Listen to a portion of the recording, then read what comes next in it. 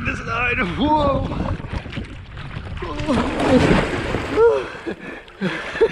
Hey guys, welcome back to Family Life Outdoors. Today we're at Sweet Arrow Lake County Park in Pine Grove, Schuylkill County. We have 3 kayaks to test out and do a review on. They're all kayaks for the kids, and one was my old kayak that I am going to be trading in. 2 of them are Lifetimes and one of them is a Sun Dolphin. So we're doing the Lifetime Wave 60, the Lifetime Blitz, and the Journey 10 SS from Sun Dolphin.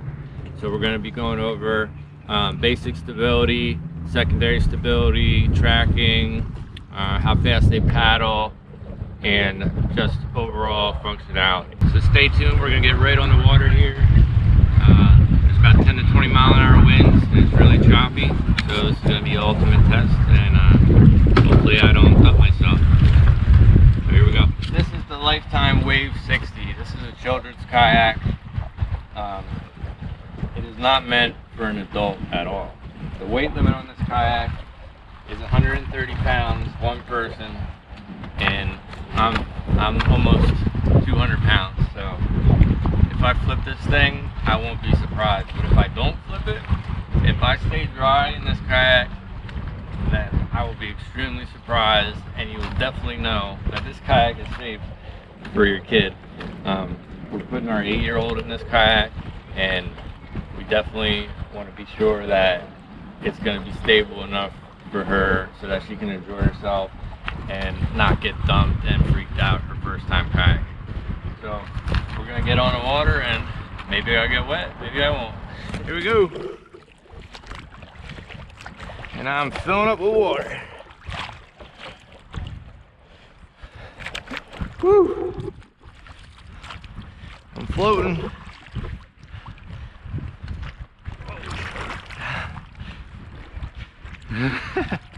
Woo! It's a cold boy. Alright.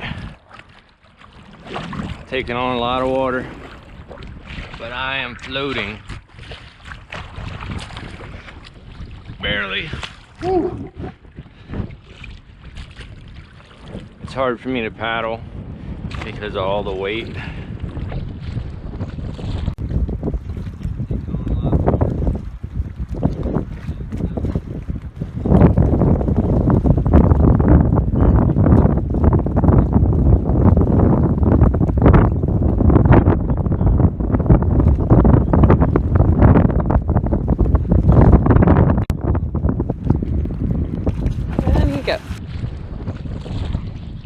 Going side to side. Whoa!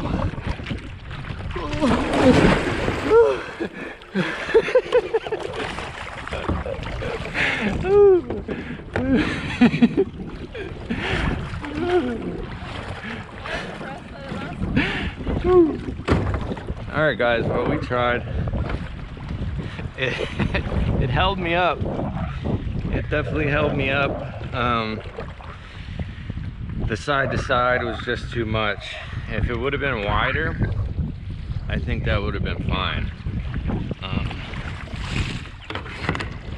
And maybe if I would have plugged the scupper holes, but I wasn't expecting for this thing not to toss me.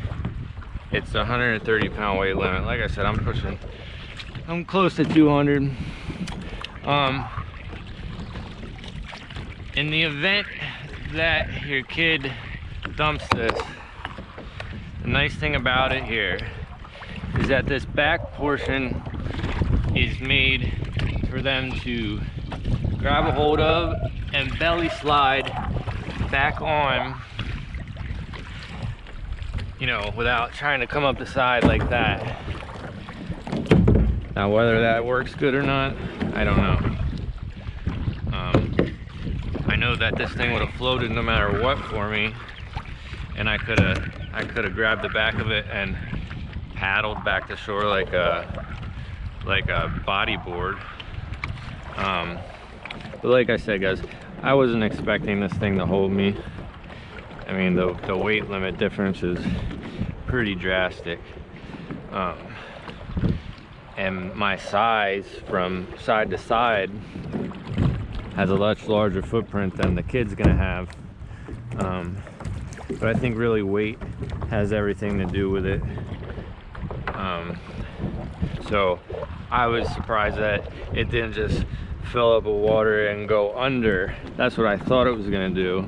I thought that I was gonna be so heavy that it just totally filled up and was still floating but underwater.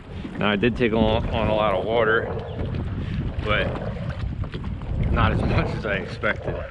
And the water temperature's got to be in, like, I don't know, the 50s, low 50s I would guess, maybe mid 50s.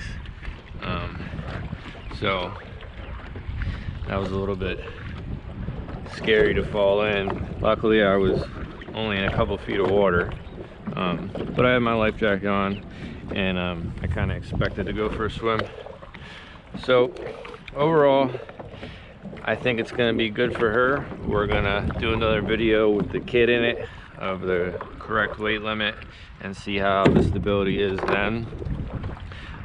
Like I said, guys, I'm 200 pounds almost, so this thing's not meant for an adult. We are going to put a seat on it, and I'll do a video of that. And then we also have paddle leashes, so that when if she did flip, she would not lose her paddle. And obviously it's just a plastic seat with no back, which really limits your time on the water. So I think adding a seat and a paddle leash, I think that's all you really do. Alright guys, so first and foremost, don't forget that I am over the weight limit by a substantial amount. Weight limit is 130. I'm almost 200. So the Wave 60 is not meant for adults, obviously. We wanted to put it through like the craziest test we could have. So I mean, I really expected to go in, but I wanted to see if it actually held me at all, you know, what the flotation was like on it. And it stayed floating, which surprised me.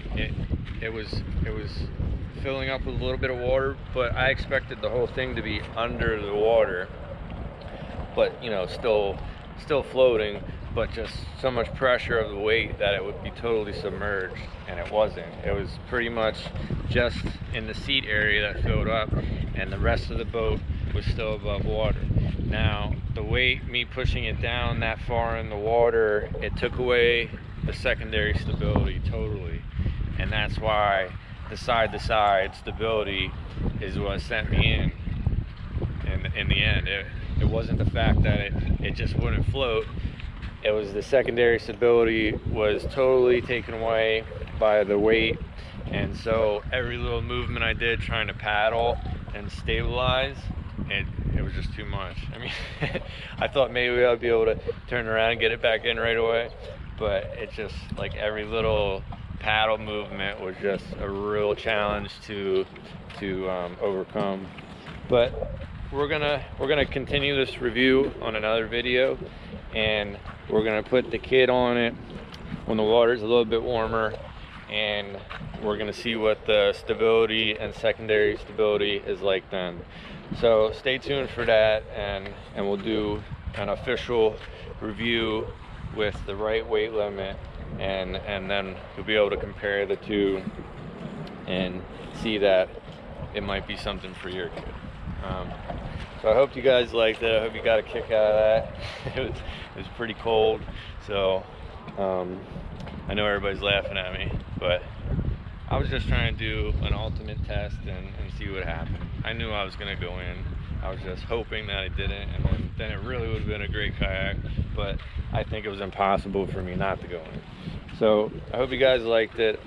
Like and subscribe, and stay tuned for next video. Don't forget to go with the flow. Family Life Outdoors. Thanks, guys. I wanted to add something before we go. The most important thing kayaking, no matter what, is the PFDs, the personal flotation devices. You tip over and it's cold like it is today, and I was out in the middle of the lake. I I would have had some trouble getting myself back on the kayak or swimming back to shore, because of the shock of the cold water is like, it's like debilitating to your body. It's just so extreme that you tense up and you can't breathe, and it gets you into trouble really fast. So both of these life jackets here are from Walmart. They're both rated for regular water, not white water. This is a Stearns, and this is a good life jacket. It's a good boating life jacket. It's 19 and some change, I believe. But this life jacket is a specific life jacket to kayaking. The back is high, so when you're sitting and your back's against the back of the kayak, it's much more comfortable, much more comfortable, and it'll give you a lot more time on the water. I love this life jacket because it's got the pockets for your stuff. It's like a fishing, kayaking life jacket. It's got hooks, you know, to put your gear on. I love it. This one is more bulky. It's more made for boating, just regular boating, or maybe getting towed on a tube or something. It's gonna give you more flotation. It's got more buoyancy. But I really love this Master Sportsman from Walmart, and this one was $34, I believe. So the price difference isn't that much for the two. So if you're specific doing kayaking, I definitely recommend the green one. If you're just boating, or you know, kayaking for 45 minutes to an hour, then the other one's not a bad choice if you want to save a couple bucks. But the most important thing, I can't stress it enough, is to wear a PFD, because people die all the time in colder water or just out in deep water, even when it's warm out, because you gotta expect the unexpected. You don't know how you're gonna react until you're in the situation. So wear a life jacket, guys. It could save your life. All right.